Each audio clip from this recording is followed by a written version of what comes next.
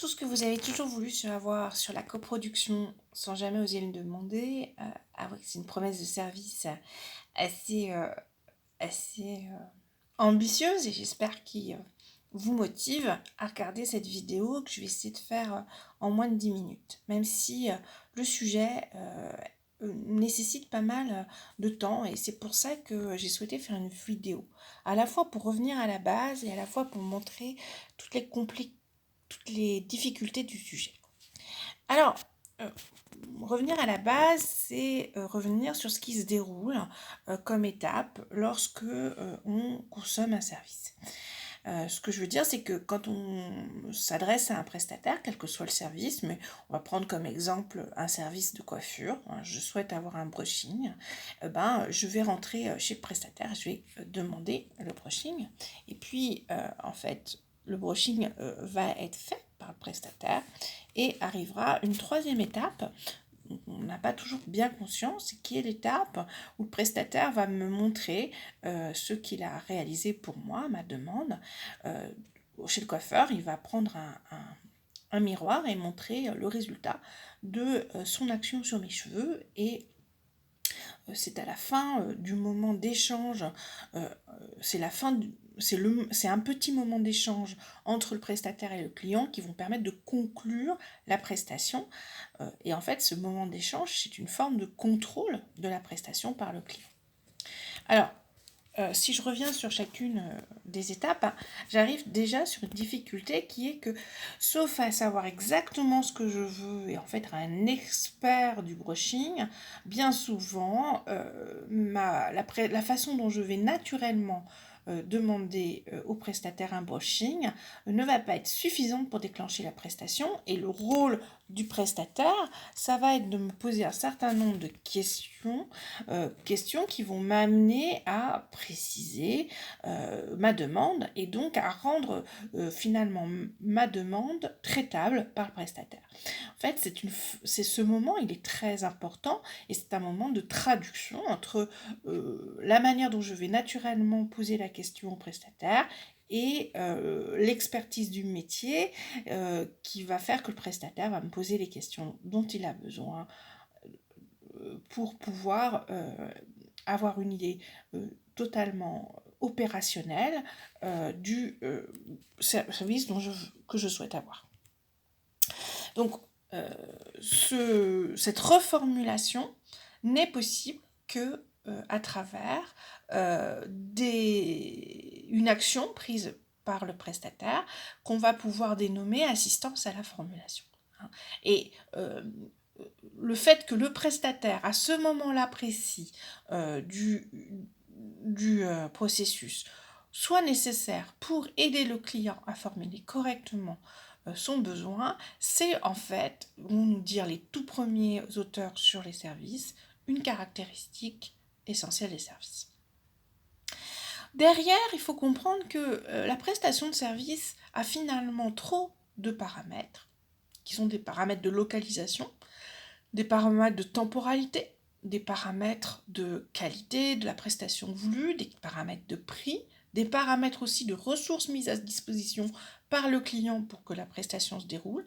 Tous ces paramètres sont trop nombreux et trop interdépendants pour qu'il puisse y avoir un démarrage de prestation de service sans une interaction entre le client et le prestataire. Donc là, vous avez l'effet chat. J'espère qu'il va être modéré. Pour les premiers auteurs qui travaillent sur les services, c'est bien cette étape et cette interaction nécessaire qui est étonnante et qu'ils vont qualifier de coproduction. Sauf que, alors, je vous montre le schéma générique que je n'ai pas reproduit quand j'ai fait mes dessins complètement. Donc, je voulais vous montrer la forme qu'il a finalement. Et ce modèle générique des services, c'est donc Vincent Giard qui l'a conçu dans le cadre d'une note de recherche qui avait vocation à devenir un ouvrage, mais qui est resté note de recherche et qu'il nous avait présenté au laboratoire en 2004. Et voilà, je voulais rendre à la fois préciser la source, puisque ce n'est pas forcément un modèle très souvent cité, même si je le cite assez systématiquement, et remercier en passant Vincent Giard de cette schématisation qui m'a toujours été très utile et que j'ai toujours très vite repris dans mes cours. Alors je voudrais revenir du coup sur finalement ces 3 temps du modèle générique et ce qui se passe avec le client. Donc on l'a vu, la formulation précise de la demande nécessite une coopération active du client. C'est le client qui connaît son besoin, qui connaît aussi les contraintes de sa participation au service. Et donc c'est avec la présence du client que l'on pourra parvenir à une formulation précise de la demande. Les auteurs nous disent attention, c'est toujours le cas. Ça sera une caractéristique systématique des services, contrairement à ce qui va se passer ensuite. Alors, la délivrance, je l'ai dit déjà un petit peu rapidement, nécessite aussi la coprésence du client. La délivrance n'a de sens que parce que le client va être là pour approuver, pour témoigner, attester que le service a bien été produit conformément à son attente. Cette étape de délivrance n'est pas systématique, on pourrait y revenir à un autre moment, mais quand elle existe, elle n'a de sens que par la présence du client comme témoin, comme test. Ce qui est plus étonnant, c'est que parfois le client va être aussi présent, et pas seulement présent, mais actif, participant, lors de la production du service. Si je reprends mon exemple du brushing, le client va se déplacer pour arriver chez le coiffeur, hein, et il va réaliser l'ensemble des tâches logistiques, il va aller se mettre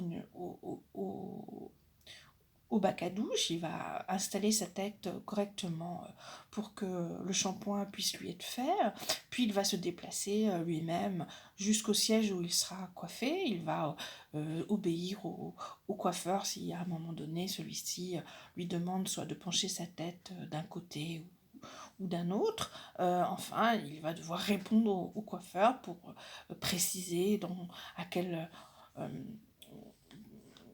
de quel côté, par exemple, doit être fait sa mèche ou à quelle longueur exactement il veut ses pattes. Bref, il va à tous les moments de la production du service être présent et être partenaire de cette coproduction. Alors,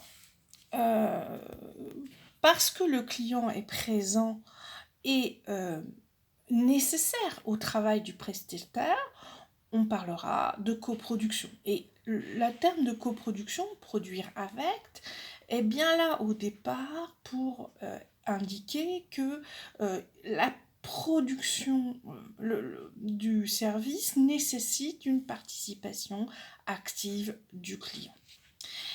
On aura parfois un terme de co-création qui va être aussi mis en évidence.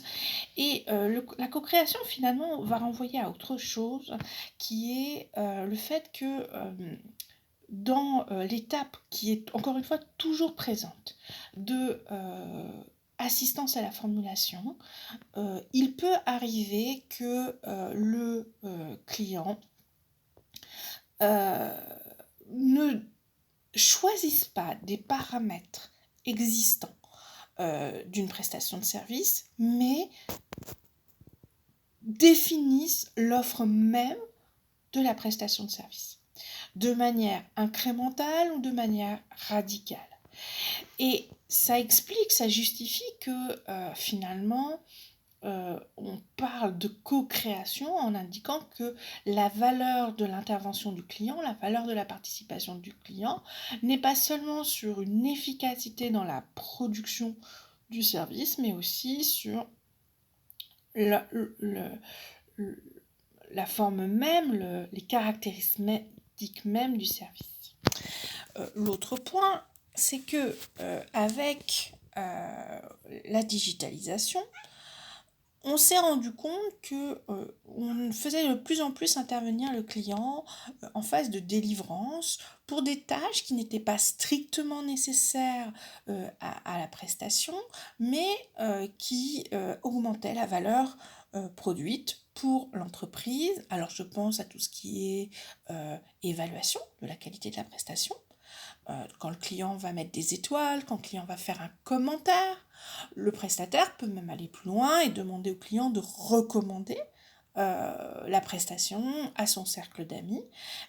On voit qu'avec la digitalisation, des phénomènes qui existaient avant, mais se sont largement diffusés au point d'occuper aujourd'hui une part tout à fait conséquente de ce qu'on appelle la relation client.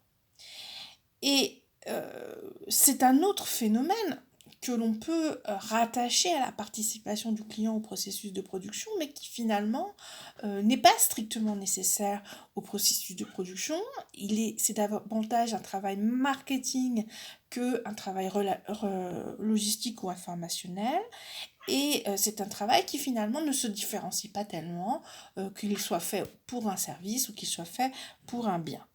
Et donc, j'ai indiqué un dernier terme qui s'appelle proconsommation, qui est un terme relativement récent et qui finalement ne focalise pas tant la question de l'intervention du client sur la production, sur le fait qu'il produit avec ou qu'il crée avec, mais sur le fait que sa consommation fait appel à des compétences qui sont quasi des compétences professionnelles, puisqu'on fait appel à son expertise de consommateur pour évaluer, recommander, voire participer à la valorisation marketing du produit. L'exemple qui était donné dans l'article sur la proconsommation était l'exemple de la coopérative C'est qui le patron qui fait y compris participer ses clients au travail de pricing. Alors, si j'ai fait cette petite vidéo, c'est à la fois pour revenir sur ces termes qui sont à la fois courants et pas toujours bien compris, et puis vous discuter avec vous sur le fait que finalement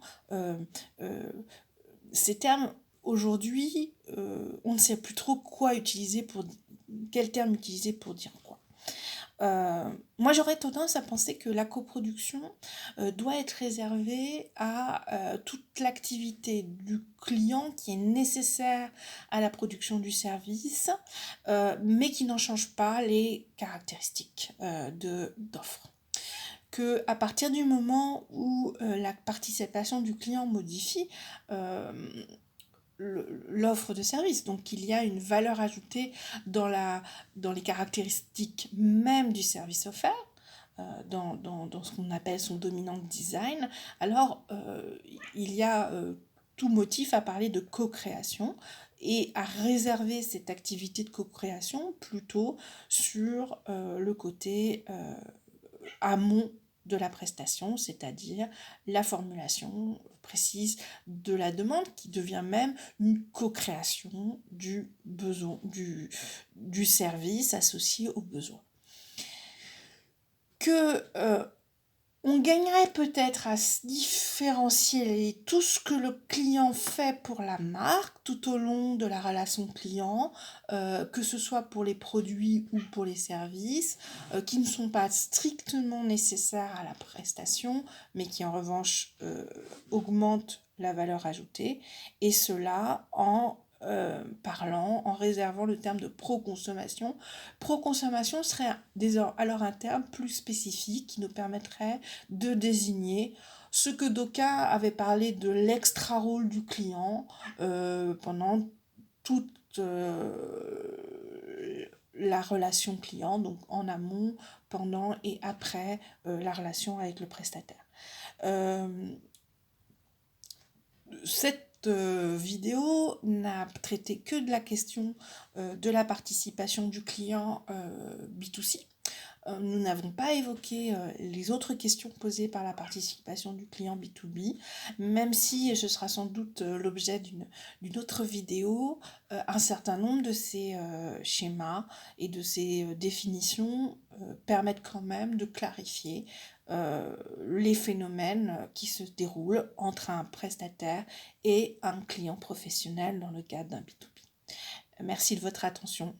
Ça sera une vidéo d'un quart d'heure avec mention spéciale pour ma chatte qui s'est relativement tenue sage.